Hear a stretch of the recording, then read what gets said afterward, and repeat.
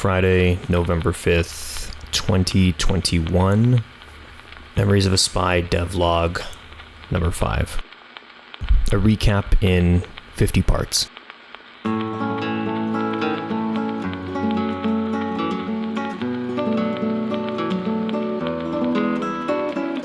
Working on Memories of a Spy from the comforts of my cute little home in cute little old Pasadena, California, finishing up a Left 4 Dead clone in Playmaker to be turned into Hutong's first start-to-finish course, getting vaccinated and returning to a semi-normal life, worrying about money, about wanting some kind of financial security I can invest in, the beginnings of being distracted and losing sight of Memories of a Spy, deciding to sell courses, starting with a Metroidvania course, saying I could do this in a month, building most of the game in a week, but then getting caught up rebuilding systems and bug fixing so the thing people learn to build is stable and scalable. If they want to add more stuff, they can use the fundamentals from the course. Getting tired of being home all the time, feeling like life is passing me by, feeling paralyzed by worrying about my future and regretting my past but never embracing the present, wanting to see the world. During like your mid to late 30s is that you kind of realize that life just kind of stays the same unless you actively search for new experiences. And I didn't realize that. Deciding to go live somewhere else in the world like I've always wanted.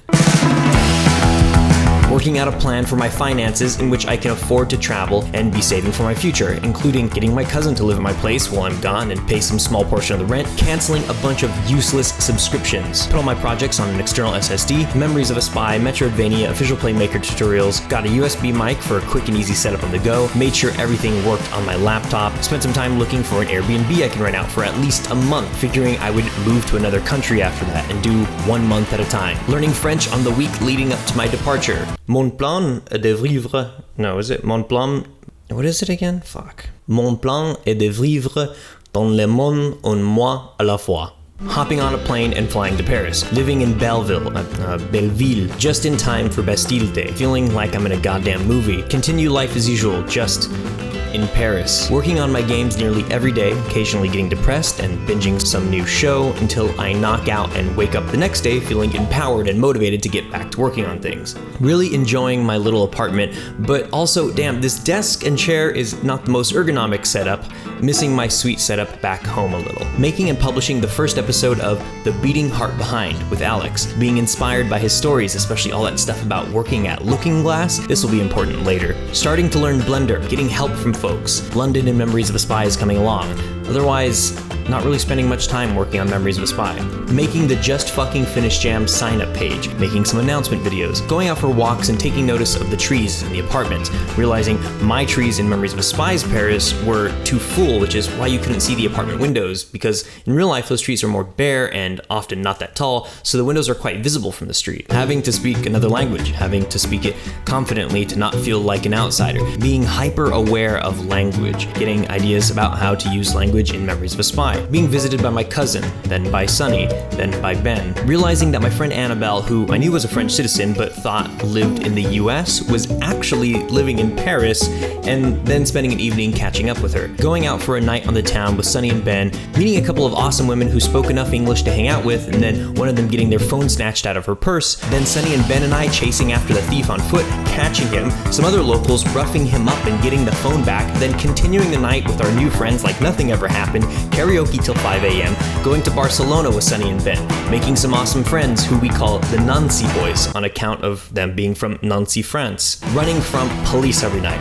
getting grabbed by a cop, throwing him off of me, drunkenly scattering with a bunch of other people being chased by cops, sirens wailing, totally fueled by adrenaline, getting away and keeping the night going, repeating exactly that night after night, then seeing the sunrise from atop a beautiful view overlooking Barcelona. Waking up one morning and seeing NoClip released a new doc about Thief and Looking Glass Studios, watching it while I wait for the bros to wake up, being supremely fascinated by the idea of the immersive sim. For the first time, I realized where my game fit into the world. People always ask me, what kind of game is it? What genre is it? And I never really had a good answer. My best answer was, oh, it's kind of like a simulation. I would say I was making a spy simulator. And now there in Barcelona, sitting in my underwear, probably a little high, maybe sipping some wine, watching that NoClip doc, it hit me. Memories of a Spy is an immersive sim. From that day forward, I started to consume tons of YouTube videos and articles and Twitter media about immersive sims. I learned that it was a tough genre to lick. There's that video where it's referred to as the studio killer, a genre that makes studios go bankrupt and fail. It's a genre that's having a little mini renaissance in which indie devs seem to be leading. I got really excited because I was making something that a lot of people weren't really. And I was excited to see that mine seemed to be one of the few which wasn't in the cyberpunk genre. I was excited to see that I had organically chosen this genre without ever playing any of the games that defined it. The excitement of being in unexplored territory is insane. Sunny and Ben flying back home, and me staying a couple more nights in Barcelona before returning to Paris. Staying in proper central Paris at a super rad, classic Parisian hotel like some turn-of-the-century American novelist. Doing a stream there, kicking off the jam there, chair and desk there, also not so ergonomic, again, missing my sweet computer chair and perfect desk height and big monitor at perfect distance. Waking up with my windows open to the sound of big band and women singing, the smell of delicious food from the restaurant across the street, being invited to Saint-Malo, a cute as fuck seaside town in the north of France, staying at a hotel built over 100 years ago, eating amazing food, being with an amazing person, joyous contemplation, enjoying being tech support for the game jam from the comforts of my cute little northern France hotel room. Coming back to Paris and staying at my friend Anne Christine's place while she was out of town, a beautiful apartment in Pigalle, playing everyone's entries to the just fucking finished jam, but also the stresses of where to live next begin setting in. Spending a week on the outskirts of Paris in a little town where people go to retire and have families, shit internet, feeling disconnected from the world, wishing I could be done with my Metroidvania course, wishing I could get back to work on Memories of a Spy, worrying about money again, thinking how it's likely I will soon be legally obligated to leave Europe and wait 3 months until I can return. Reality's obtrusive way of bringing me out of this little dream I'd been living in. Going to Shakespeare and Company to get a book, specifically to get 100 Years of Solitude, walking in and going straight for it, soaking in the cool scene for a sec, but then paying and going for a walk around town, just reading. Reading 100 Years of Solitude and watching BoJack Horseman in that little hotel, at first being sketched out by the neighborhood, but then realizing how incredibly cute it was, a venue right outside my place where they have games and activities for kids and families, waking up with my window open and hearing the laughter of children and the smell of tasty food being served across the street, spending the evening updating the Memories of a Spy Trello board, planning out a rebuild of the game, in which I'll still be able to use most of what I've already built, creating this plan giving me confidence, giving me hope, pulling me out of a funk. Annabelle lovingly welcoming me to stay with her for a while, finally getting a breath to get back to work, to focus on finishing the Metroidvania course, holding a Playmaker workshop thanks to Killscreen, hanging out with friends, good meals, good conversation, just good times. Harrison visiting, going to see Dune a month earlier than I would have if I was in the States, going for runs in the morning, and that one time in the rain, meeting near Champs-Élysées, cranking out some of the first Left 1 Dead tutorials for Houton, going to an exhibit on divas, and getting stoked to design Morocco in Memories of a Spy. Every day, waking up and listening to game dev interviews and podcasts. Warren Spector, Ken Levine, Brendan Chung, Lucas Pope, Gabe Newell, rewatching that GDC talk with Brendan Chung, taking note of this. So my process is very not recommended. What I do is I polish as I go, and I'll make every art final as I'm grayboxing.